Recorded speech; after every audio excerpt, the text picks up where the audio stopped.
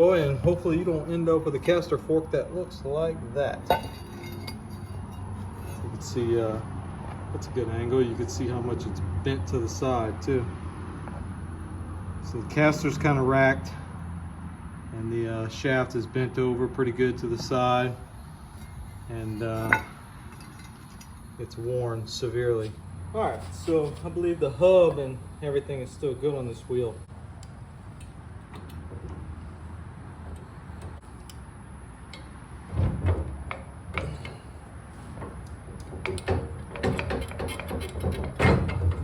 Alright, so we get the little cotter pin out. A little oil on this guy. I believe that's 1.5 inches.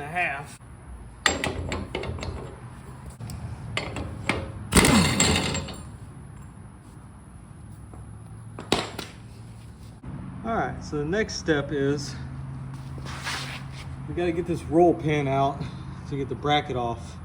And it's all smashed up and damaged. So I think what I'm going to do is I'm going to actually come cut it all flush, and then I can just drop the whole caster frame out. So let me go get my angle grinder and we see if we can cut that off.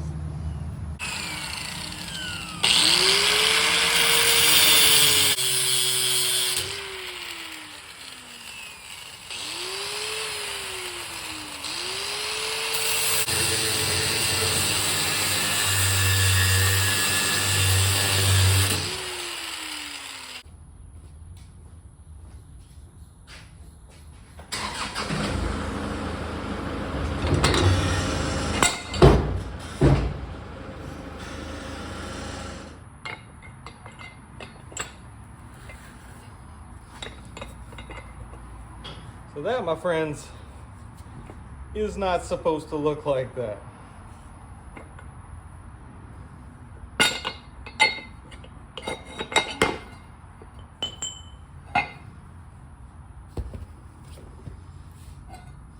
There's a little bit of a story behind this caster. You see the way it's worn. You can actually see how much it's bent besides just being worn. So not gonna name any names, but somebody was driving the tractor and hit a nest of wasps. Said person decided to throw the tractor in reverse out of the way as fast as humanly possible and happened to ram right into a giant tree. You can see the tree did get a little dent in it, but the tail wheel got kind of destroyed in the process. And then once the shaft was bent, it started wearing real funny. And you can see the result now. It was just torquing on the frame of the Bush Hog, so I got a whole new one to replace it.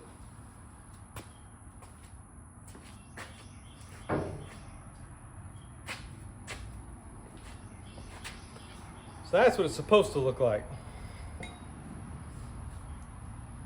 Think about time for a new one. Hopefully everything else fits up. Looks like it should.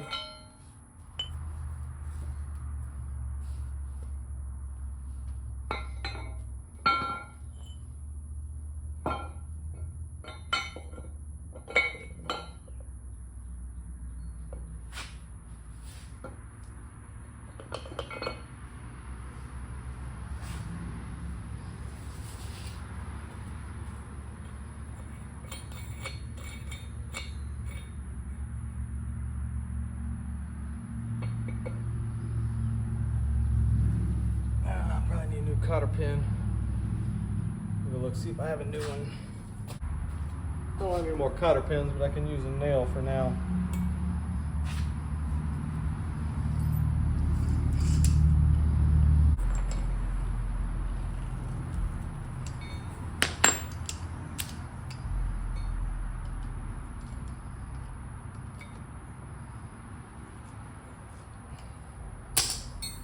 All right.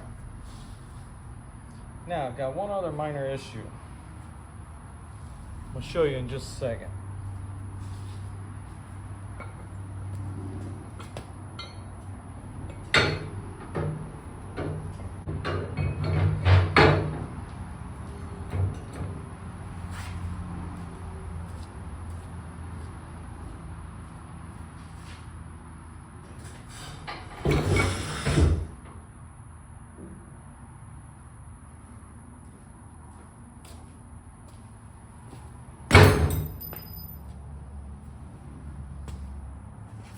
All right, so when I ordered this assembly, they sent me a 1-inch washer. Does not fit. I stopped by the hardware store on the way home to get a 1 1/4, but they did not have a 1 1/4 inch. They had a 1 1/2 inch. So I need the size right between these two. Nobody in town has it, so I'm guessing if I put the bigger one with the roll pin, I don't think it can work its way off. So I think the 1 1/2 will actually work. So I'm thinking about just kind of going with that and seeing how it goes.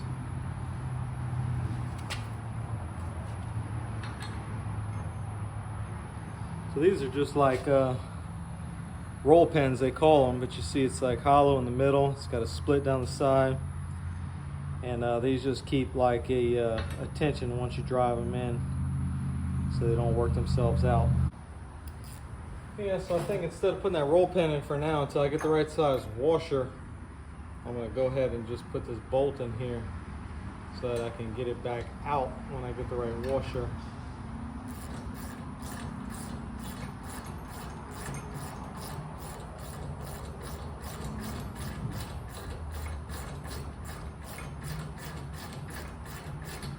I just put a lot of spacers so that you don't want the bolt to get too close either end where this washer can work its way off. I don't see any way it'll come off like that.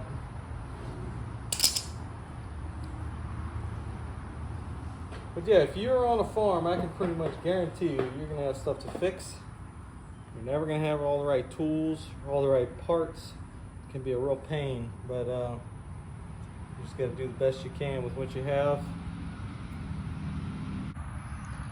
All right, I think we got her all fixed up, and I think if we keep a little grease on it, we should get us a few more years out of this.